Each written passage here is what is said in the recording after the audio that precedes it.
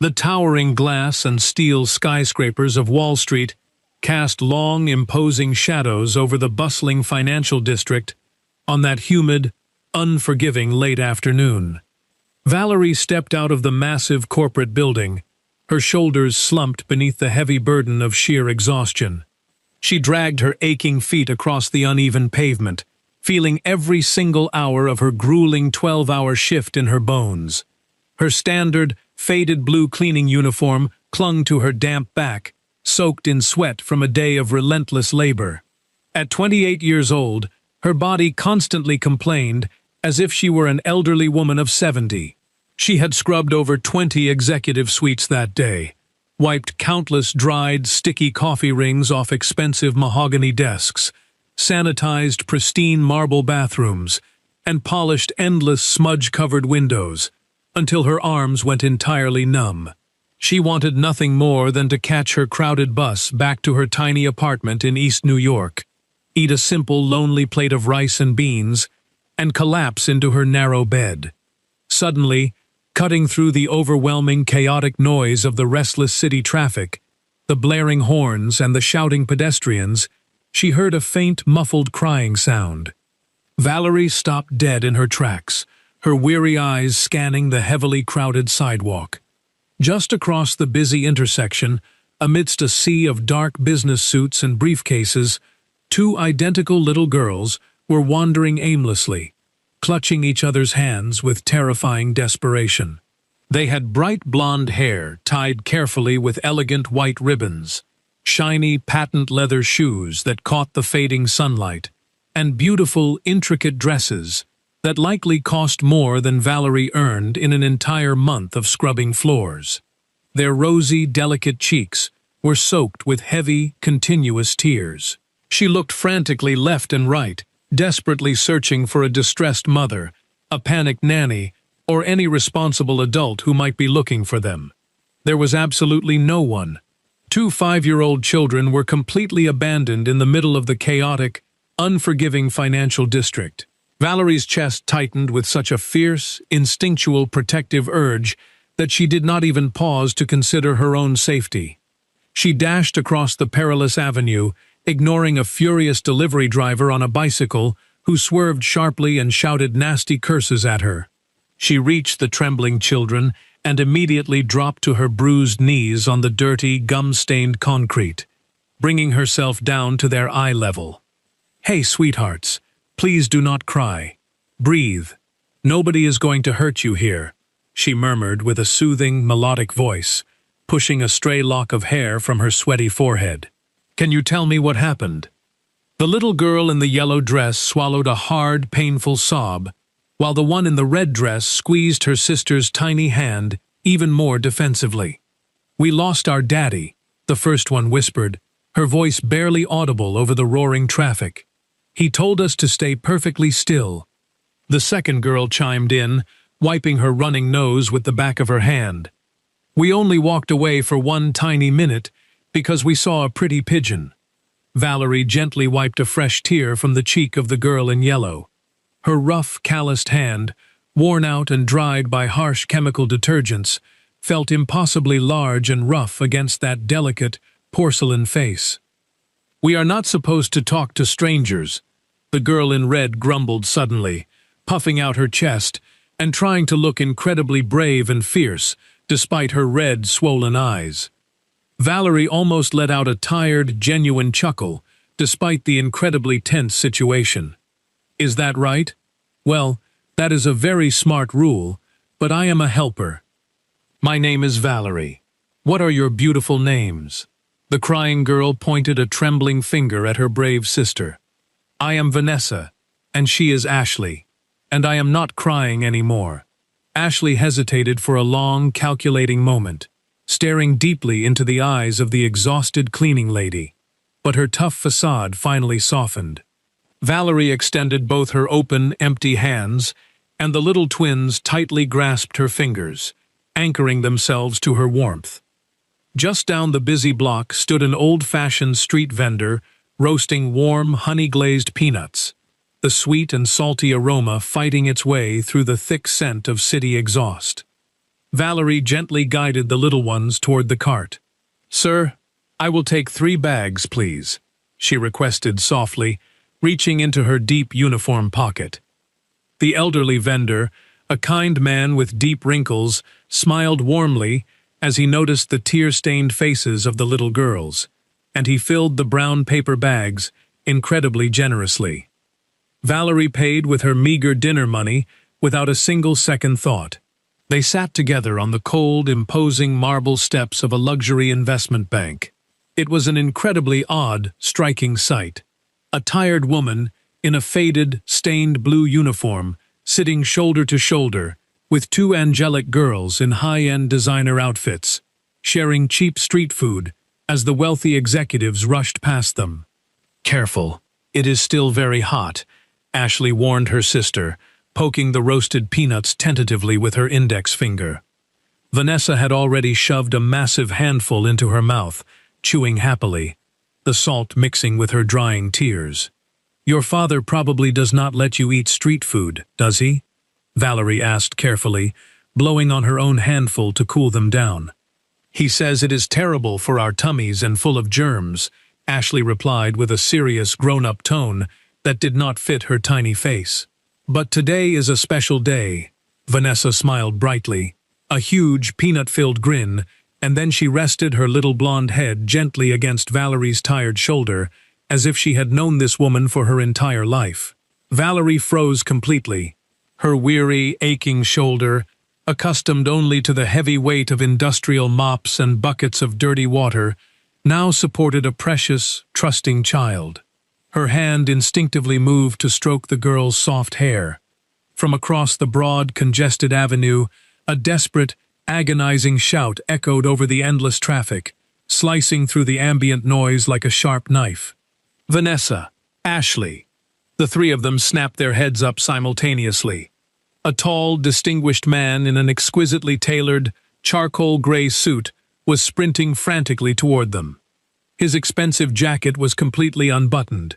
His silk tie was thrown haphazardly over his shoulder, and his graying temples were wild with sweat. His eyes were wide with pure, unadulterated terror. Ashley gasped and dropped her warm bag of peanuts onto the dirty sidewalk. "It is Daddy," she whispered, her voice trembling. Vanessa instantly grabbed Valerie's arm with astonishing strength, burying her face deep into the blue uniform. "I do not want to go," she cried, clinging to the cleaning lady as if her life depended on it. Franklin Buchanan arrived completely breathless, having narrowly avoided getting hit by a speeding yellow taxi that honked furiously and swerved out of his path. He barely registered the deadly danger. His frantic, bloodshot eyes were glued entirely to his 2 daughters sitting on the gritty pavement, eating cheap street peanuts next to a stranger in a blue cleaning uniform. His overwhelming, paralyzing relief violently mutated into blind, irrational rage in a fraction of a second. He aggressively grabbed Ashley's tiny arm, hauling her slightly upward. "Get away from them! Right this instant!" His voice cracked, a low, menacing growl that carried far more deep-seated pain than actual authority. Valerie stood up immediately, her protective instincts overriding any fear of the wealthy, imposing man. Her hand instinctively moved to shield Vanessa, who absolutely refused to let go of her leg. "Lower your voice, sir," Valerie commanded firmly, her dark eyes locking onto his. "I am not speaking to you," Franklin snapped fiercely, barely giving her a glance. "Well, I am speaking to you," Valerie shot back, without missing a beat. These little girls were wandering completely alone, crying their eyes out on the sidewalk in the middle of this massive city. "You are scaring them. Let go of her arm." Vanessa began to wail loudly, the sound echoing off the stone buildings. Ashley pushed her father's gripping hand away with all her might. "Stop it, Daddy," she shouted, showing him the faint red mark his desperate, tight grip had left on her pale skin. Franklin blinked rapidly, stumbling backward half a step, as if he had been physically struck by a heavy blow. "Sweetheart, I did not mean—" He stared down at his own trembling hands, utterly horrified by his sudden loss of control. "We looked everywhere for you, Daddy," Ashley said, her tiny voice shaking with leftover adrenaline and fear. "You were nowhere. We went to the lobby and you were gone. You are always in a meeting." The heavy, innocent words hit Franklin right in the chest, stealing the breath from his lungs.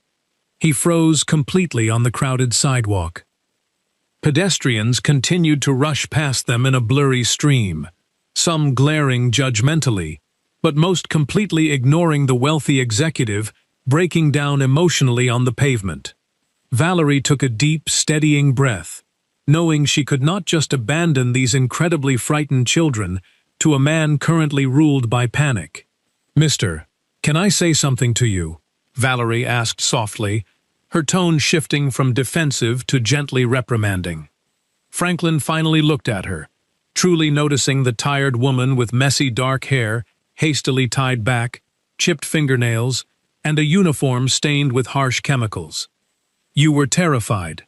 I know that. I would be terrified too if I lost them.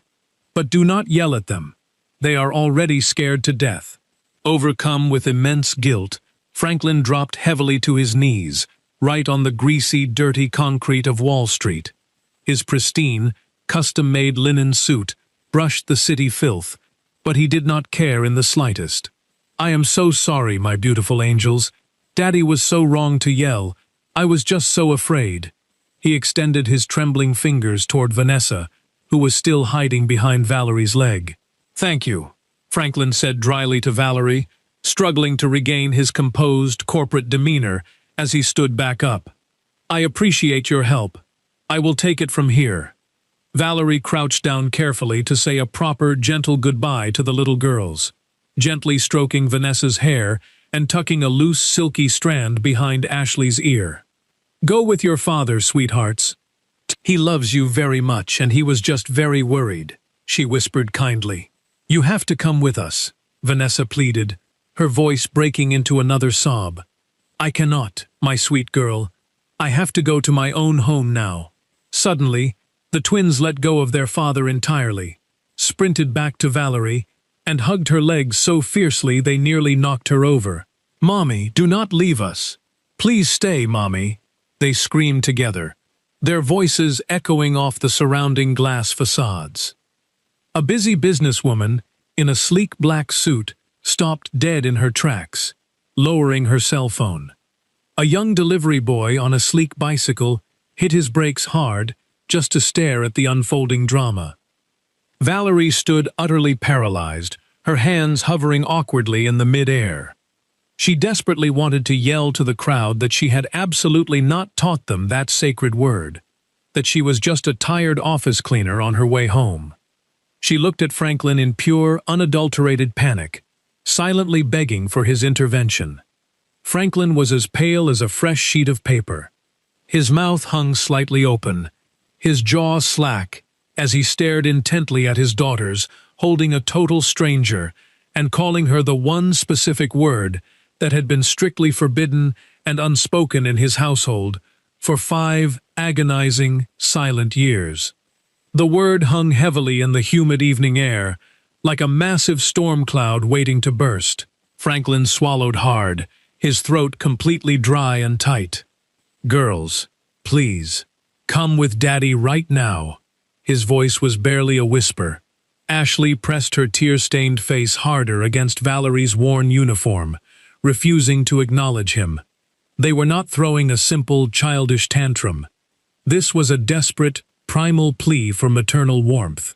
Valerie looked down at the sobbing children, then back at the completely shattered billionaire standing before her. "Sir, if I try to walk away right now, they are going to run straight into the street after me," she pointed out sensibly, stating the terrifying fact. Franklin slowly stood up straight, dusting off his ruined, expensive trousers.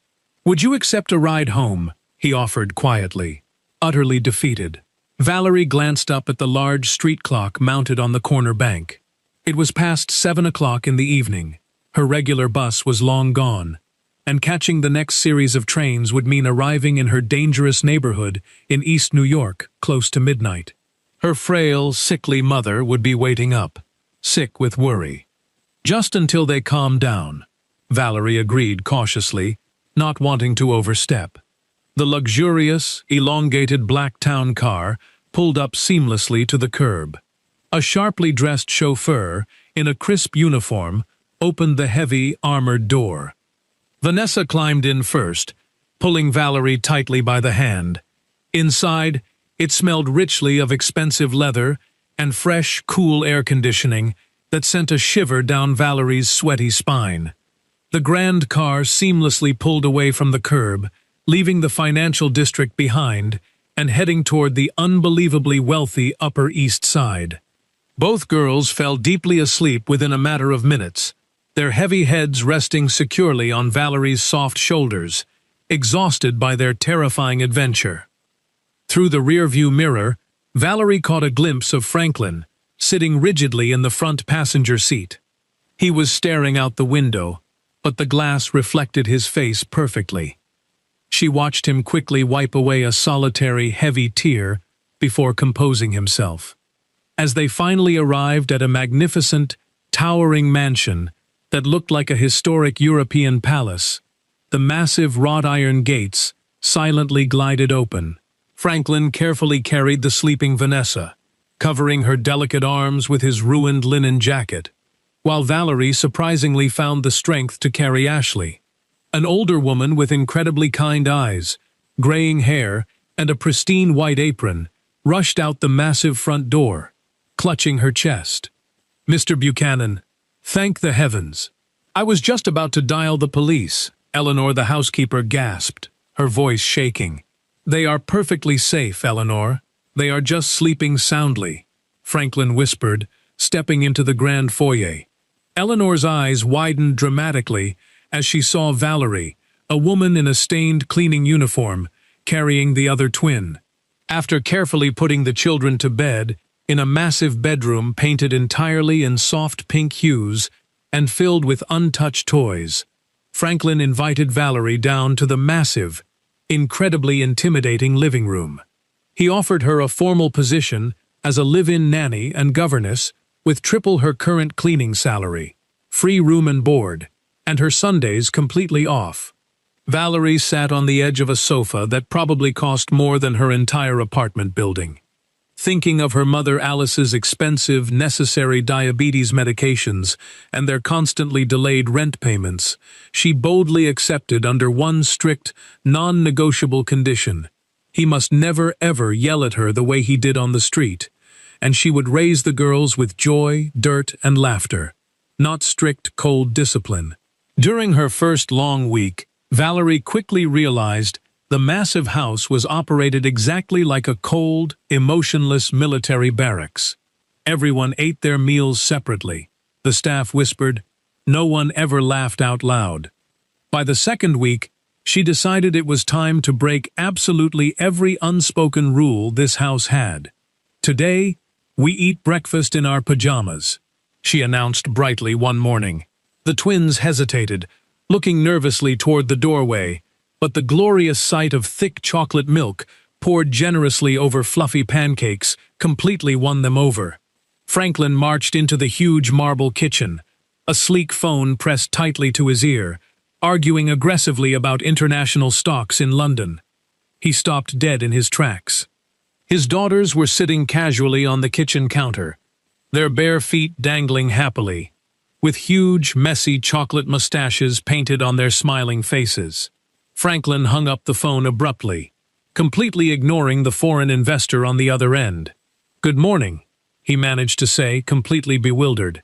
"Look, Daddy, Mommy Valerie made us wonderful chocolate mustaches." Vanessa cheered, pointing to her face. Franklin stared, entirely unsure how to handle this sudden burst of chaotic, messy joy in his perfectly ordered life.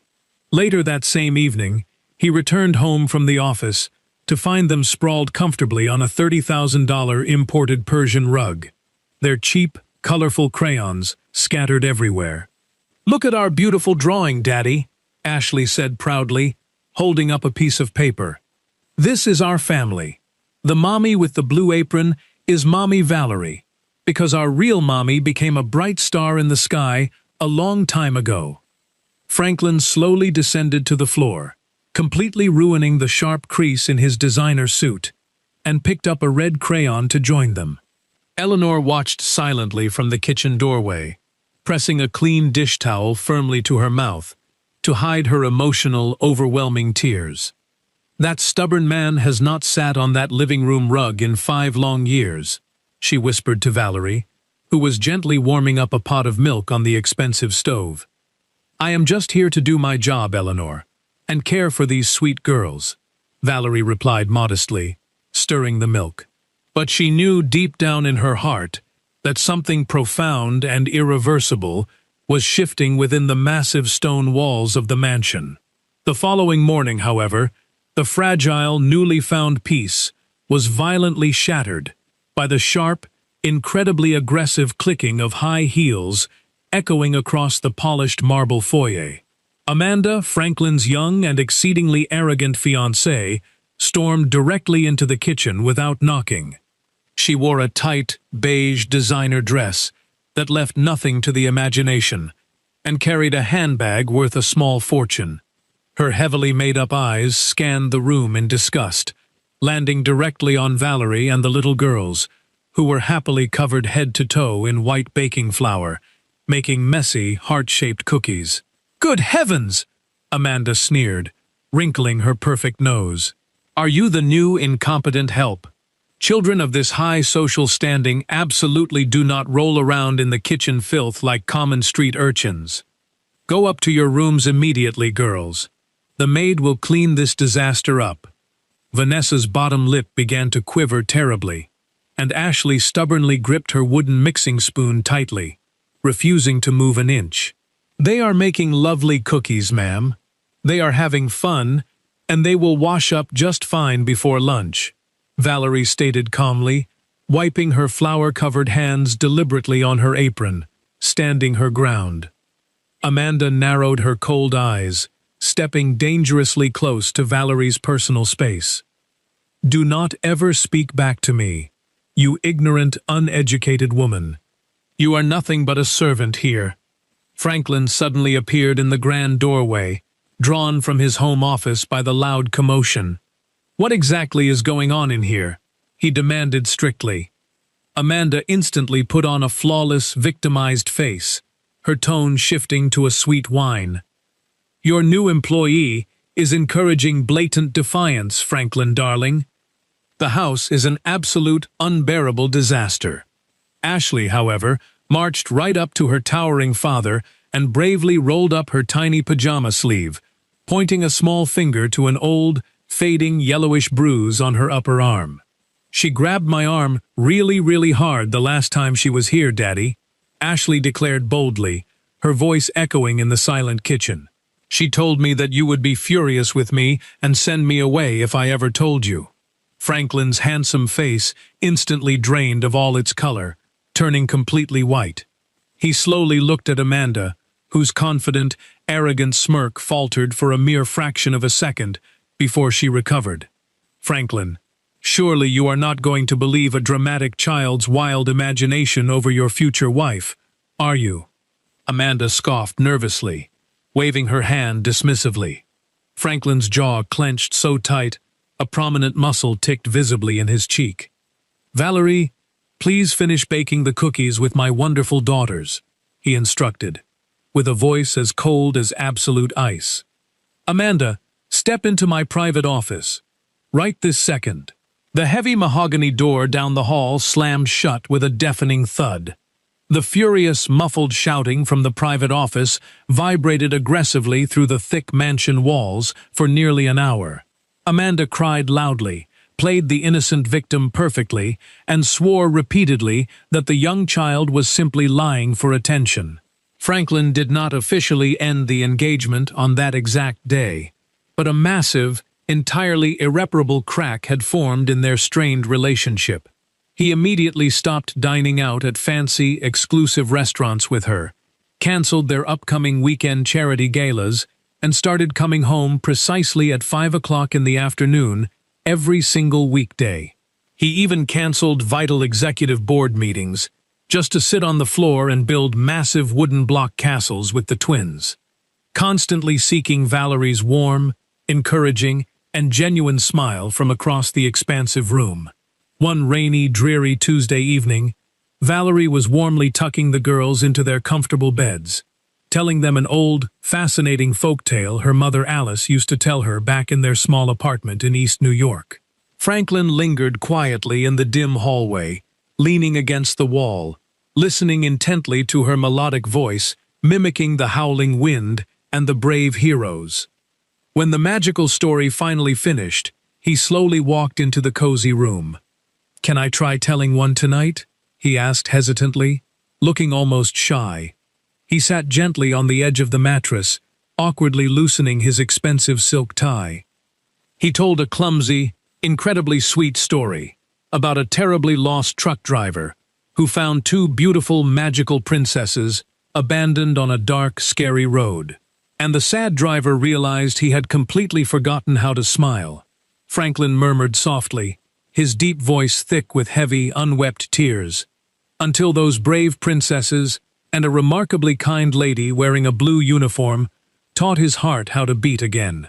Ashley reached out her tiny, warm hand and gently wiped a stray, rogue teardrop from her father's weary, lined face.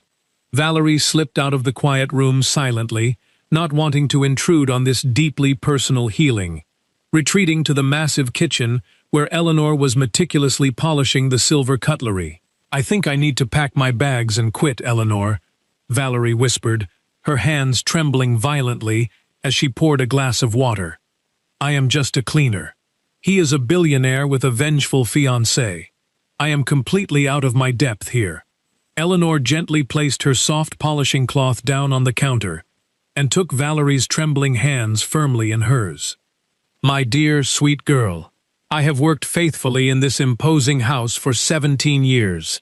That stubborn man never spoke a single word of genuine affection to anyone, not even himself, until you walked bravely through that front door.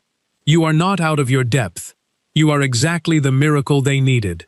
Taking the older woman's wise advice, Valerie decided to stay. That sunny Saturday, Franklin handed Valerie his unlimited platinum credit card and specifically asked her to take the growing girls to a luxury shopping mall on Fifth Avenue to buy appropriate, comfortable shoes for the upcoming school semester, trusting her completely. The young girls were happily skipping down the pristine, shining marble corridors of the elite shopping center when the aggressive, familiar clicking of stiletto heels announced incoming trouble. Amanda, flanked by three of her equally wealthy, heavily perfumed and judgmental friends, deliberately blocked their path. "Well, well, what a tragic, unfortunate coincidence," Amanda mocked loudly, crossing her thin arms over her chest. "Girls, come give your future stepmother a proper kiss." The twins firmly planted their feet on the ground and quickly hid behind Valerie's protective legs. Amanda's shallow friends whispered loudly to one another, pointing and blatantly mocking Valerie's simple, inexpensive clothing and her unstyled, natural hair. Valerie took a deep, calming breath, determined to remain utterly professional and protect the innocent children from this venomous public display. "Excuse us, ma'am. We need to get to the shoe store right away," Valerie said politely but firmly, trying her best to step around the intimidating group. Amanda maliciously reached out and grabbed Ashley's wrist tightly. "I said, come here to me." Valerie's voice instantly dropped an octave, resonating with a fierce, motherly authority that surprised even herself. "Let go of her arm right this absolute minute." Amanda's arrogant friends actually took a physical step back, genuinely surprised and intimidated by the commanding, powerful tone. Amanda reluctantly released the child, but sneered viciously. "Franklin told me just last night that he is completely exhausted by you. He deeply regrets hiring a nobody from the dirty slums." Before Valerie could even process the cruel, biting words, Ashley stepped forward and shouted, "You are a massive, terrible liar. Daddy said on the phone to his brother last night that Mommy Valerie is the absolute best thing that ever happened to us. I saw you hiding and listening outside the kitchen door Like a sneaky, bad rat, Ashley proclaimed loudly, her voice carrying down the entire luxury wing of the mall. Amanda flushed bright, furious crimson red, as her judgmental, gossiping friends stared at her in utter embarrassment and shock. Murmuring awkward, hasty excuses, the fake friends quickly scurried away toward the descending escalators, leaving Amanda deeply humiliated and utterly alone in the middle of the concourse. "You will pay dearly for this, you peasant," Amanda hissed venomously before storming off in the opposite direction.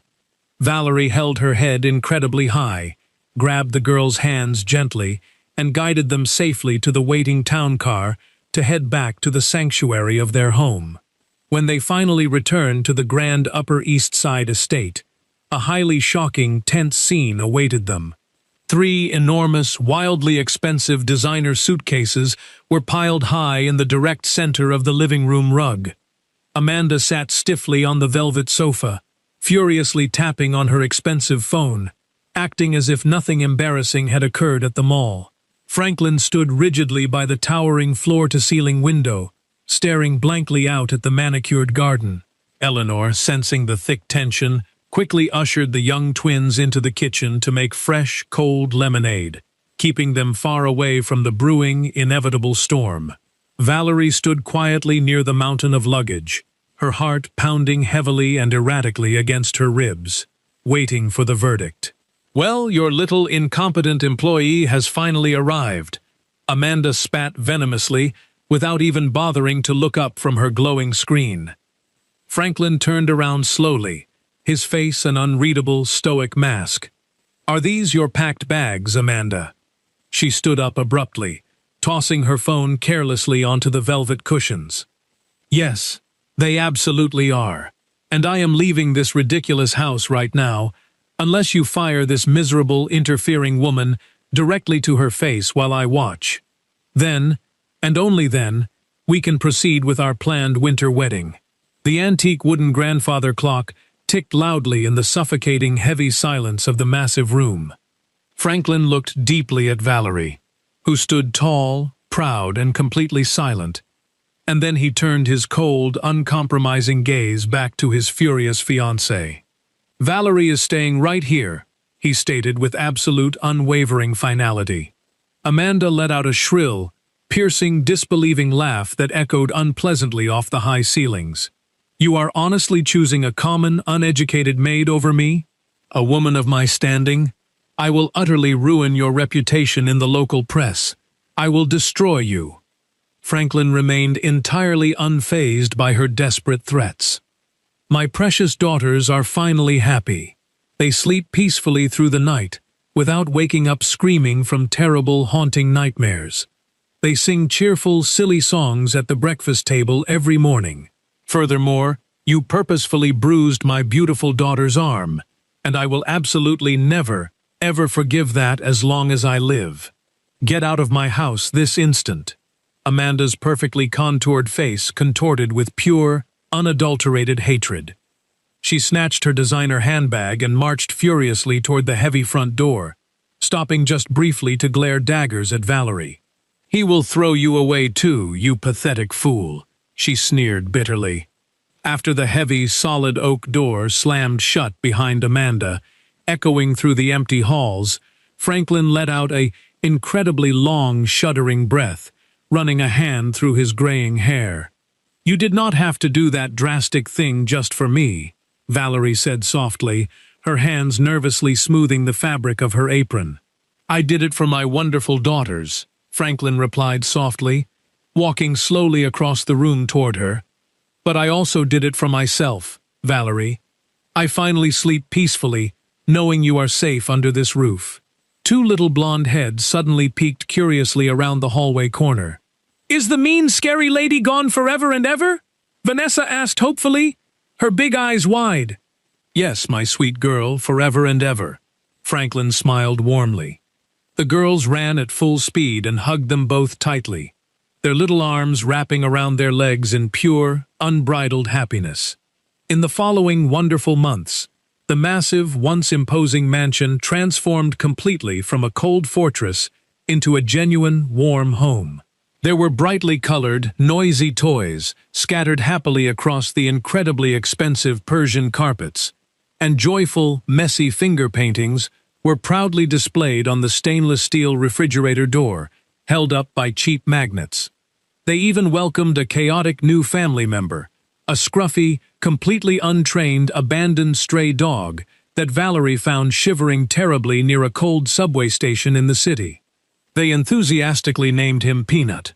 Franklin initially protested the loud, shedding animal, but when Peanut happily chewed up his incredibly expensive, custom Italian loafers, Franklin just laughed out loud, rubbed the dog's belly, and bought him a luxurious, personalized leather collar.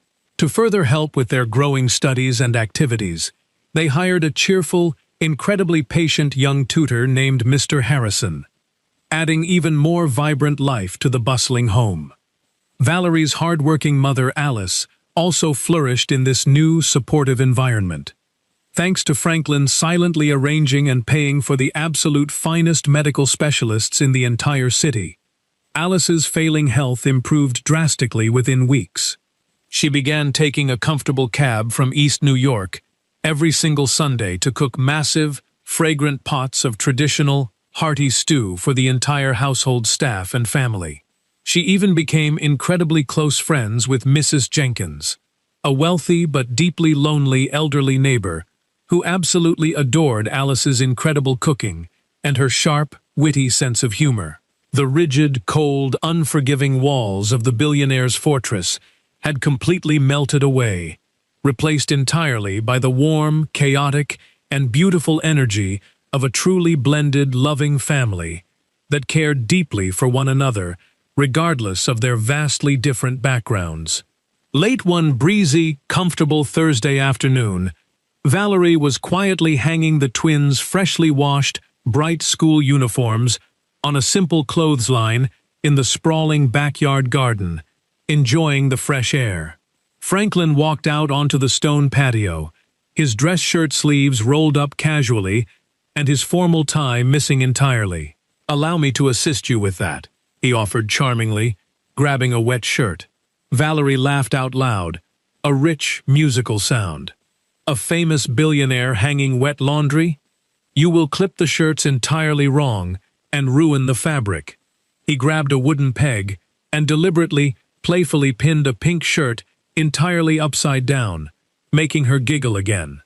As their hands accidentally brushed against each other on the thin clothesline, the playful, light atmosphere suddenly shifted into a profound, heavily charged silence between them, the air thick with unspoken emotion. They sat down together on an old, weathered stone bench beneath a massive, blooming cherry tree that showered them with soft pink petals. "I really need to tell you about Jessica, their lovely mother," Franklin started quietly, staring at his hands. "We met when we were merely 25.